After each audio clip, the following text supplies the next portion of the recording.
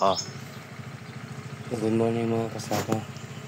Gagawin natin ngayon itong bio and fertilizer. Ihalo natin dito sa ating pinatubong rice seeds. Yan.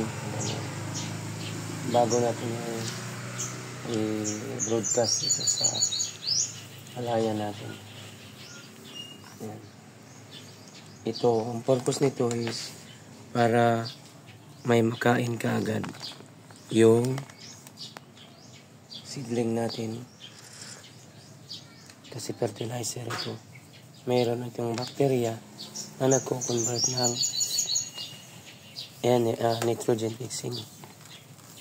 nitrogen fixing bacteria. Ito, kino-convert niya yung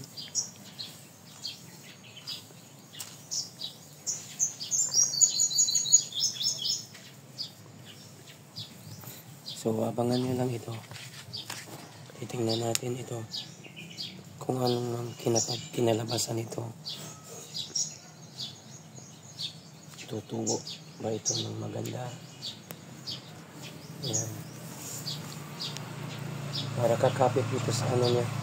Ito mga yan, roots ng bawat seedling. Para kakapit ito, meron na kaagad siyang pagkain. Hindi na tayo mag-aabono ng marami. Kung kayo man ay nag-aabono ng synthetic fertilizer. Pero sa akin wala po yan.